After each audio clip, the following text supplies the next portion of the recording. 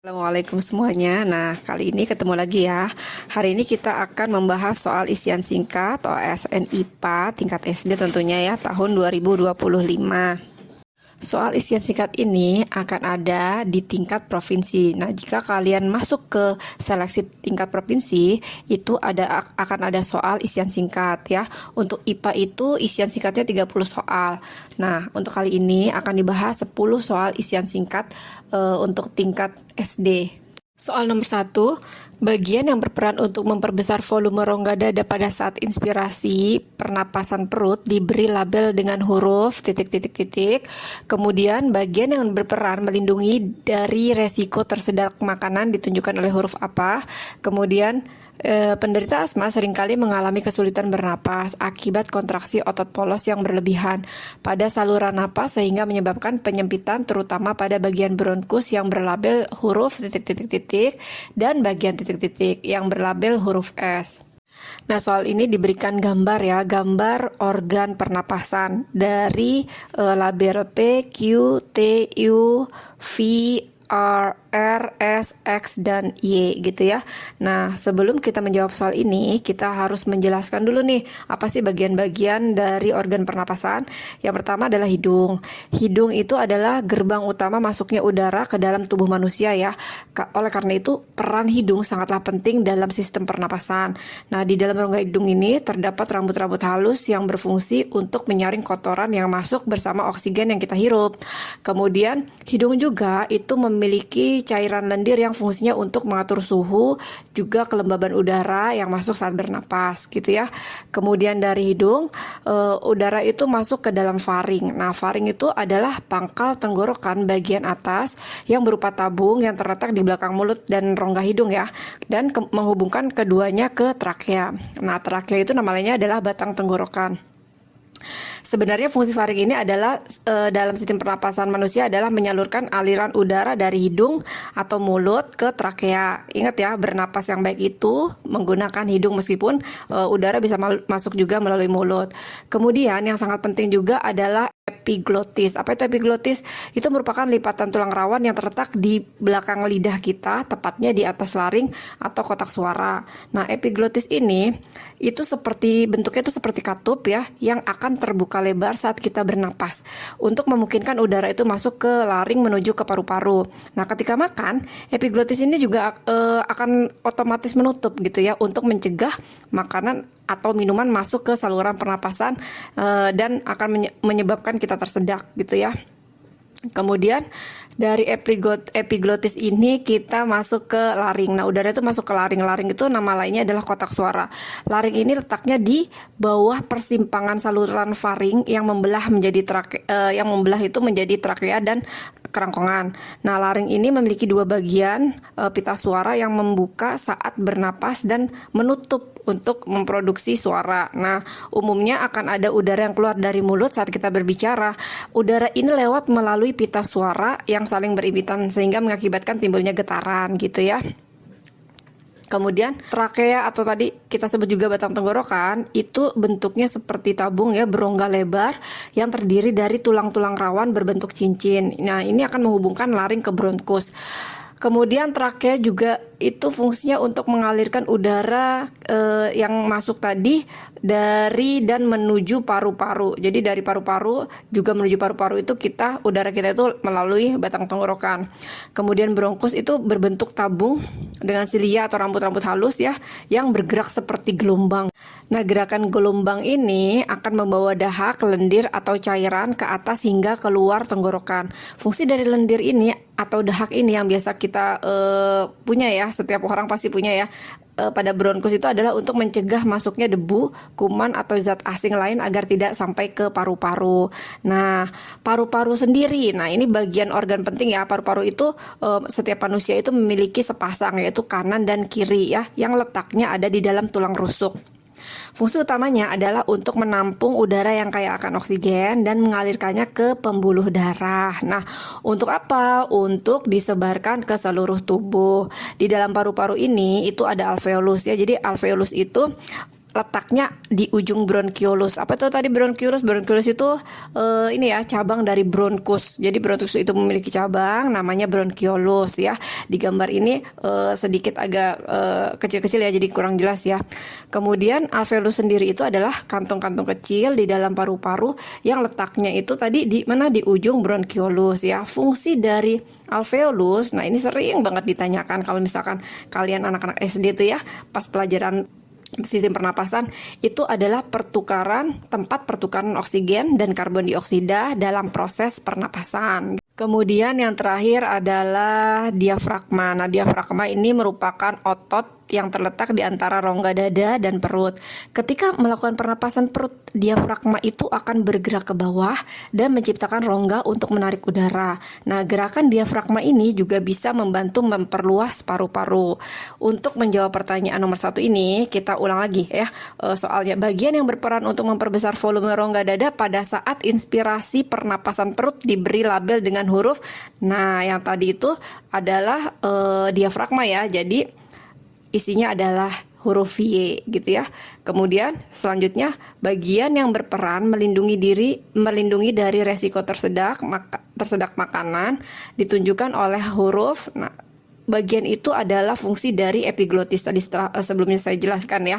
Epiglotis itu yang ada di bagian U nih. U ini epiglotis, sehingga jawaban B ini adalah huruf U gitu ya.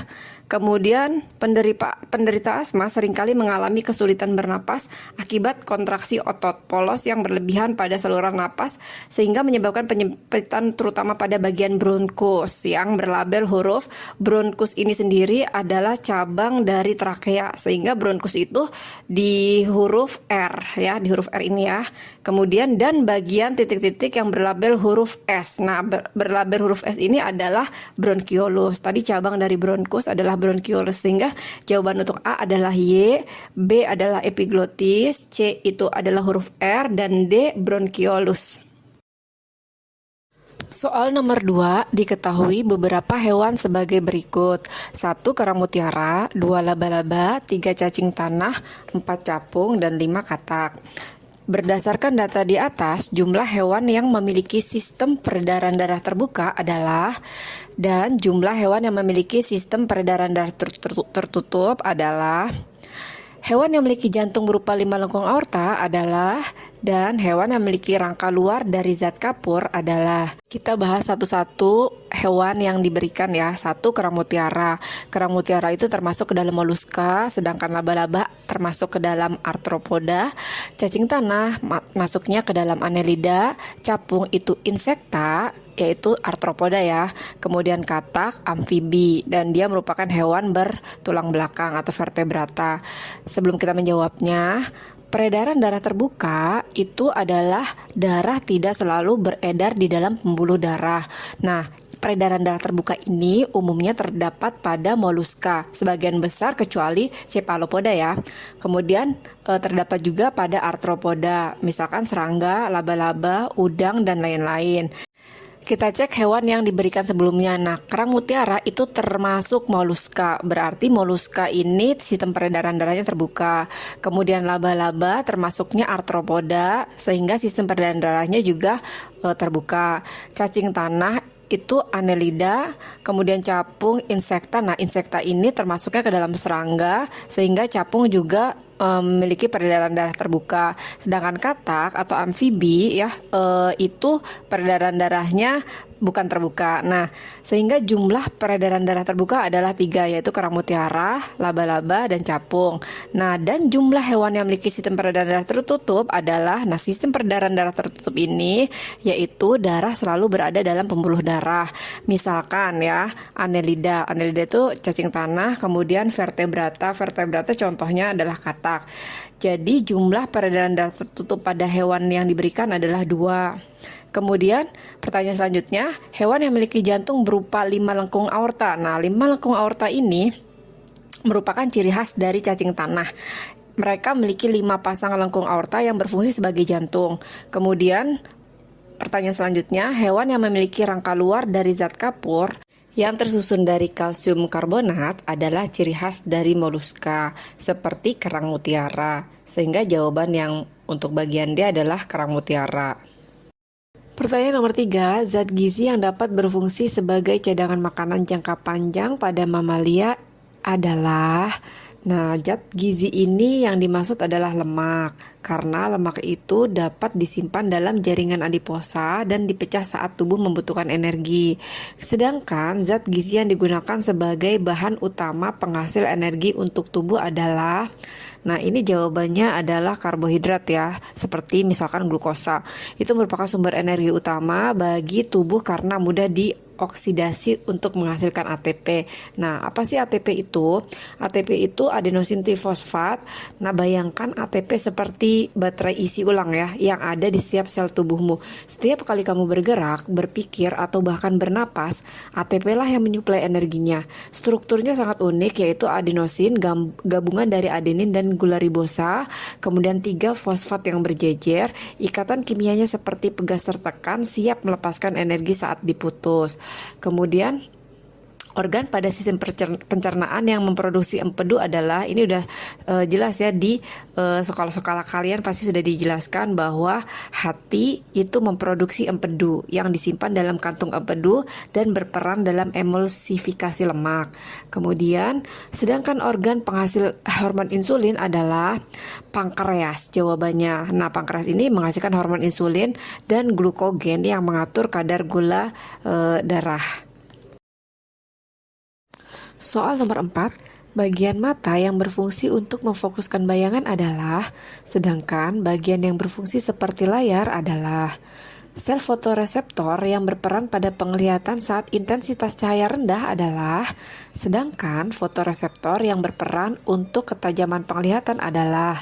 Nah, soal nomor 4 ini berhubungan dengan proses penglihatan. Proses penglihatan itu dimulai saat cahaya masuk ke mata. Pertama-tama akan melewati kornea yang bening. Kemudian setelah melewati kornea, cahaya ini akan melewati lensa mata. Nah, di lensa mata inilah yang bertanggung jawab untuk penyesuaian fokus terakhir. Menyesuaikan bentuk tergantung jarak objek yang dilihat, gitu ya. Cahaya yang sudah difokuskan kemudian akan diproyeksikan ke bagian belakang mata, yaitu retina, yang mengubah cahaya menjadi sinar listrik, tepatnya pada suatu lapisan sensitif yang berfungsi seperti layar. Di lapisan ini terdapat 2 jenis sel khusus yang peka cahaya. Jenis pertama sangat sensitif terhadap cahaya redup, gitu ya. Yang kedua itu bertanggung jawab untuk penglihatan tajam dan warna. Nama sel untuk fotoreseptor yang sangat sensitif dalam kondisi cahaya rendah yaitu sel batang atau rod cell. Sedangkan fotoreseptor yang bertanggung jawab untuk ketajaman penglihatan dan persepsi warna itu adalah sel kerucut atau cone cell, gitu ya. Jadi jawaban untuk yang pertanyaan A, bagian mata yang berfungsi untuk memfokuskan bayangan adalah, jawabannya tadi adalah lensa. Kemudian sedangkan bagian yang berfungsi seperti layar adalah retina. Sel fotoreseptor yang berperan pada penglihatan saat intensitas cahaya rendah adalah sel batang atau rod cell tadi itu ya. Sedangkan fotoreseptor yang berperan untuk ketajaman penglihatan adalah sel kerucut atau cone cell, gitu ya. Jadi penjelasan singkatnya, lensa itu sebagai kameranya mata yang fungsinya untuk memfokuskan cahaya ke retina. Sedangkan retina itu sebagai proyektor tempat bayangan terbentuk. Sedangkan sel batang itu bisa dikatakan night vision mode atau tidak bisa lihat warna, gitu ya. Sel kerucut itu bisa diasumsikan sebagai HD color mode, HD color mode atau butuh cahaya terang. Soal nomor 5, lapisan tanah yang menyediakan kebutuhan utama nutrien bagi tumbuhan adalah lapisan titik-titik. Nutrien tersebut diserap kemudian diangkut oleh pembuluh titik-titik untuk diedarkan ke seluruh bagian tanaman termasuk organ fotosintesis. Nah, lapisan tanah yang menyediakan kebutuhan utama nutrien itu adalah lapisan topsoil atau lapisan atas tanah ya. Lapisan ini paling subur yang kaya humus dan nutrien seperti nitrogen, fosfor, dan kalium untuk pertumbuhan tanaman. Kemudian diangkut oleh pembuluh silem namanya ya, yaitu berfungsi untuk mengangkut air dan nutrien mineral dari akar ke seluruh bagian tanaman termasuk daun sebagai organ fotosintesis. Untuk lebih jelasnya, mari kita lihat lapisan-lapisan tanah dari yang paling atas sampai yang paling bawah. Nah, lapisan yang paling atas itu namanya lapisan O atau organic layer. Kedalaman permukaannya cuma 0 sampai 5 cm. Nah, ciri-cirinya adalah terdiri dari bahan organik mentah seperti daun, ranting yang belum terurai. Warnanya juga gelap karena kandungan organik tinggi gitu ya. Hanya ada di hutan atau area vegetasi lebat lah gitu. Kemudian lapisan kedua itu adalah lapisan A atau topsoil yang tadi jawaban kita ya yang A ya. Kedalamannya itu 5 sampai 30 cm.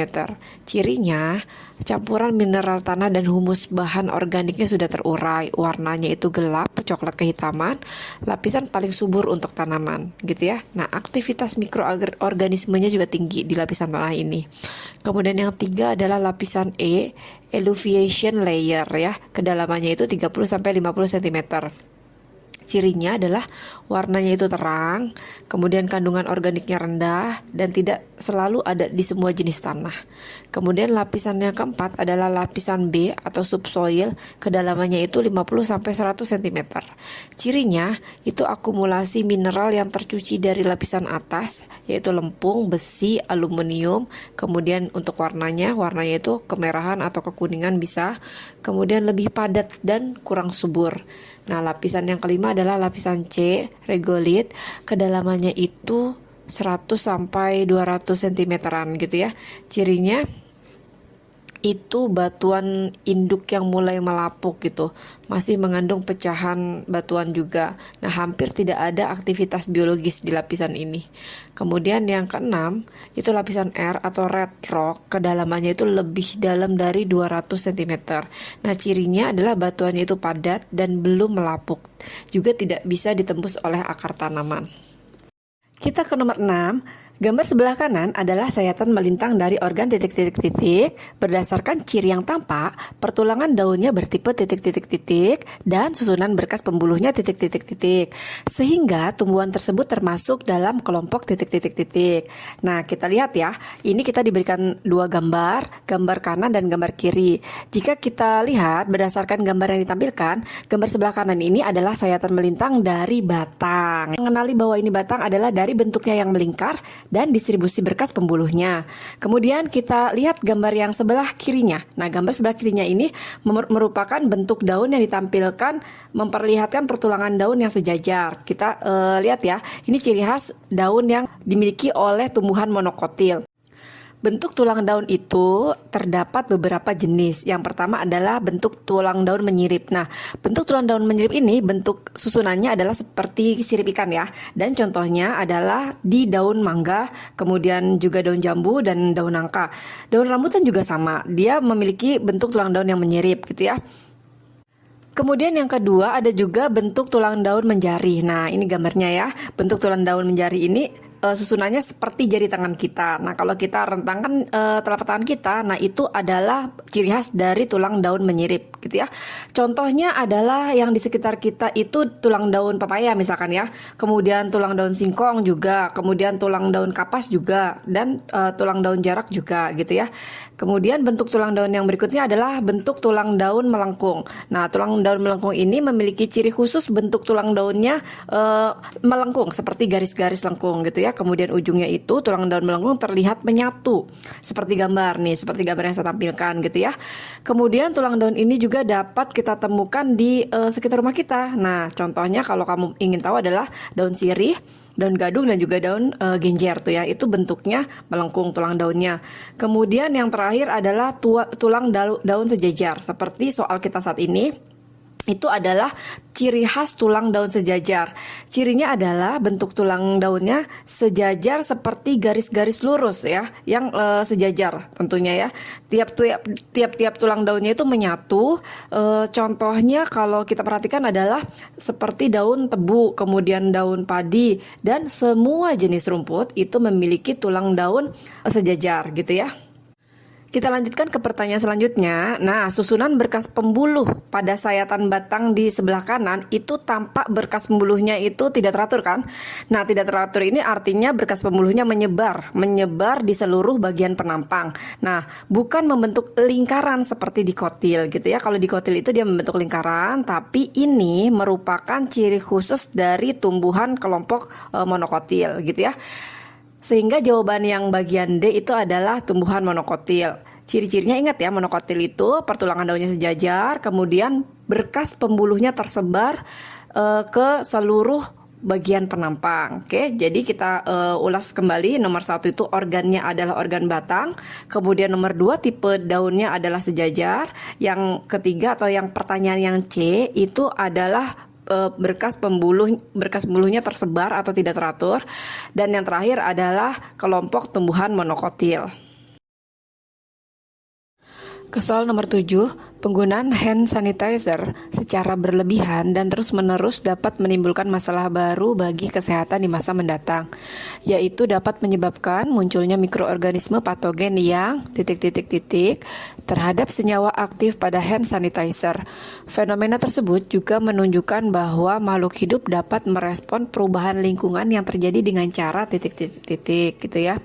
Nah, sekarang baiklah, kita jawab pertanyaan bagian A. Penggunaan berlebihan membunuh mikroba yang rentan itu akan menyisakan strain yang mampu bertahan dan berkembang biak gitu ya. Jadi mikroorganisme patogen itu dapat menjadi resisten terhadap senyawa aktif seperti contohnya alkohol dalam hand sanitizer itu melalui proses seleksi alam gitu. Sehingga jawaban untuk pertanyaan A adalah resisten. Kemudian fenomena ini itu menunjukkan kemampuan makhluk hidup untuk dapat beradaptasi melalui mekanisme evolusi, khususnya seleksi alam. Hanya mikroba dengan gen ketahanan yang bertahan. Dari penjelasan barusan kita mendapatkan jawaban untuk bagian B, yaitu dengan cara beradaptasi gitu ya. Beradaptasinya ini kalau secara lengkapnya adalah secara evolusioner. Kita ke nomor 8, pertanyaannya, sebaran keanekaragaman hayati di Indonesia mengikuti pembagian wilayah seperti pada gambar di samping. Hewan bertipe mamalia besar mendominasi wilayah sebelah ... dari garis P. Hewan berkantung hanya ditemukan pada wilayah sebelah ... dari garis Q. P dan Q adalah garis imajiner yang memetakan sebaran keanekaragaman hayati di Indonesia. P dikenal dengan nama garis ... sedangkan Q adalah garis ... Kita jawab pertanyaan yang pertama dulu ya. Hewan mamalia besar itu mendominasi di wilayah Sumatera, Kalimantan, Jawa, dan Bali. Nah, hewan-hewan bertipe mamalia besar ini contohnya seperti harimau, gajah atau badak itu mendominasi di wilayah bagian ini. Nah, dari garis P kalau kita lihat di wilayah yang tadi kita sebutkan, maka itu ada di sebelah barat garis P gitu ya. Jadi Sumatera, Kalimantan, Jawa, dan Bali itu ada di sebelah barat garis P, sehingga jawaban yang A adalah barat. Kemudian hewan berkantung hanya ditemukan pada wilayah sebelah dari garis Q. Nah, hewan berkantung itu seperti kanguru pohon itu hanya ditemukan di wilayah sekitaran zona Australis ya. Zona Australis itu adalah Papua dan sekitarnya, sehingga Papua dan sekitarnya kalau kita lihat dari garis Q itu ada di sebelah timur dari garis Q. Jadi jawaban untuk pertanyaan B adalah sebelah timur dari garis Q.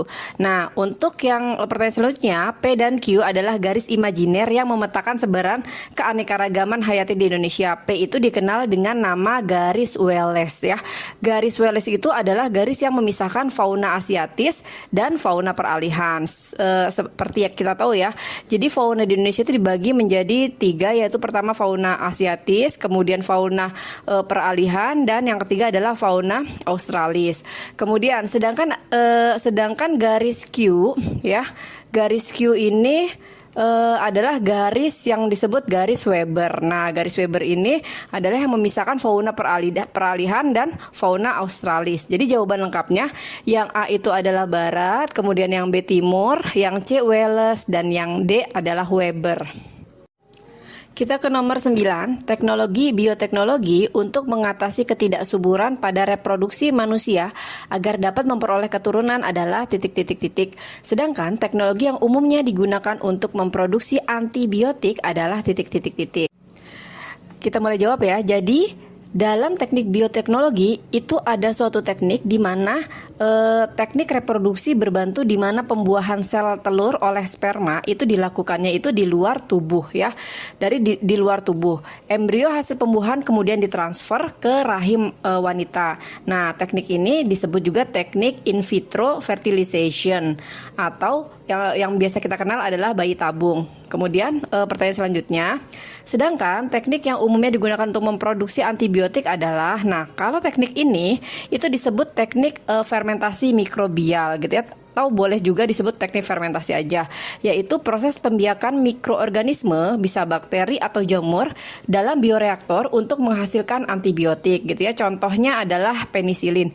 Penisilin itu diproduksi oleh jamur Penicillium chrysogenum namanya gitu ya. Kemudian ada juga streptomycin. Streptomycin itu dihasilkan oleh bakteri Streptomyces griseus. Nah, teknik ini itu melibatkan optimasi nutrisi dan juga kondisi fermentasi.